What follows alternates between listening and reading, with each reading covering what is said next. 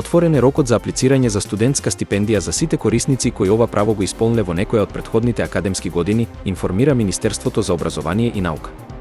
За продолжување на правото на стипендија, сите корисници треба да прикачат потврда за запишан нареден семестар, односно година на студирање, уверение со положени испити, уверение за предвидени и положени испити со успех од претходните години и индекс од прв запишан семестар до последен заверен семестар, како доказ дека има положено 80% односно 90% од предвидените испити, односно дека го одржал просечниот успех на студирањето согласно договорот.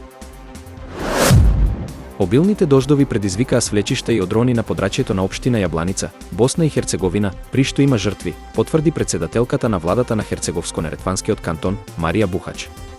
Таа не го прецизираше бројот на загинатите, но информира дека е побарана помош од вооружените сили за спасување на дете во Јабланица.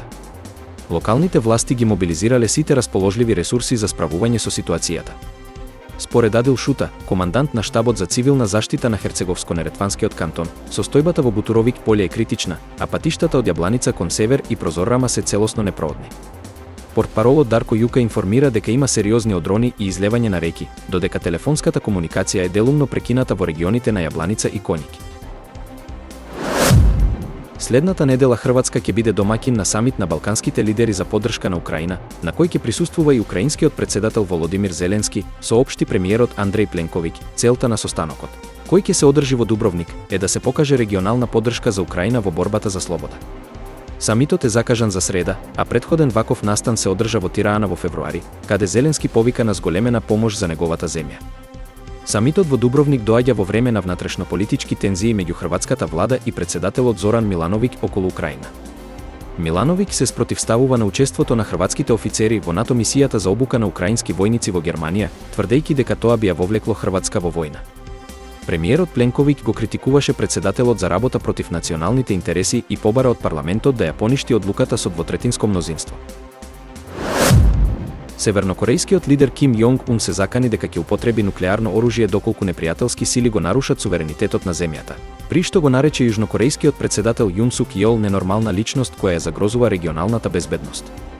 Оваа изјава следува по заканата на Јун, кој изјави дека секоја употреба на нуклеарно оружје од страна на Северна Кореја ќе резултира со решителен и огромен одговор од јужнокорејската и американската војска, што би значило крај на севернокорејскиот режим.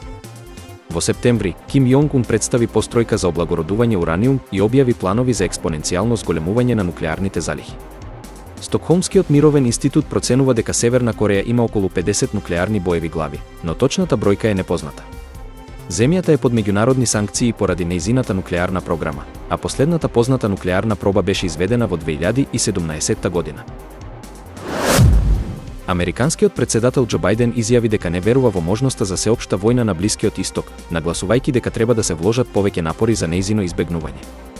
Одговарајќи на прашање во Вашингтон за тоа колку е уверен дека ќе се спречи таков конфликт, Бајден рече дека верува оти има начини за избегнување на сеопшта војна. Бајден потврди дека Соединетите американски држави водат разговори со Израел за потенцијален одговор на Иран, кој може да вклучува и напад врз иранските нафтени постројки. Веднаш по оваа негова изјава, цената на нафтата почна да расте, што укажува на зголемена загриженост на пазарите.